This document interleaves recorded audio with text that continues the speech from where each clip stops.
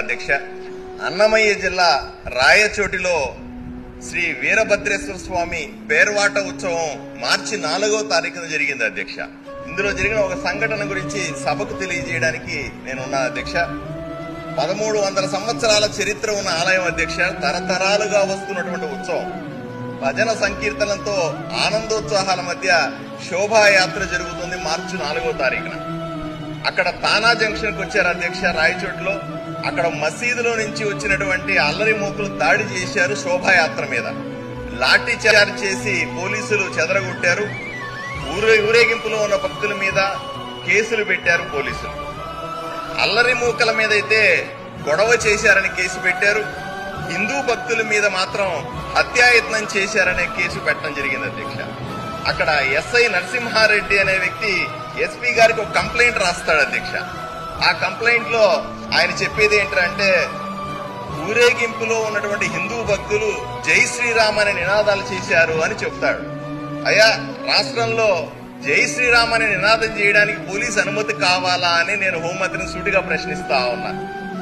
అంతేకాదు అధ్యక్ష, ఆయన చెప్తాడు, ఏమండి ఇక్కడ నేను పోలీస్ అధికారుల చుట్టూ ఆర్ఎస్ఎస్ విహెచ్పి వంటి సంస్థలకు చెందిన కుర్రవాళ్లు వినకుండా రెచ్చగొట్టారు అని చెప్తాడు. అంతేకాకుండా నేను ఆయనకు ఒకటే అడుగుతాను అధ్యక్ష, ఆయనకు ఆర్ఎస్ఎస్ అన్నా సరే విహెచ్పి అంటే అర్థం తెలుసా అని అడుగుతా ఉన్నా.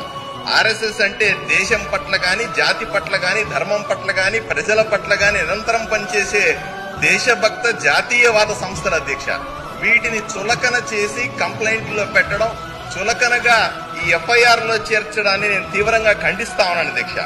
దేశ సరిహద్దుల్లో సైనికుడు ఎలాగ ఉంటాడో దేశంలో ప్రతి గ్రామంలో, ప్రతి మండలంలో ఆర్ఎస్ఎస్ అనుబంధ సంస్థల కార్యకర్తలు అలా ఉంటారని గర్వంగా భావించే కార్యకర్తలం అధ్యక్ష మేమంతా. వీళ్ళని ఇంత చులకనగా చూడడం సరైన విషయం కాదు అని చెప్తాను అధ్యక్ష. స్పష్టంగా చెప్తుంటే అల్లరి మూకల నుంచి భక్తులను కాపాడలేని పోలీసులు తమ తప్పులు కప్పిపుచ్చుకోవడానికి ఇలా ఎవరిని బుజ్జగించడానికి కఠినమైన సెక్షన్లు పెట్టి హిందువుల మీద పోలీస్ కేసులు పెడుతున్నారు అని నేను సూటిగా ప్రశ్నిస్తా ఉన్నాను.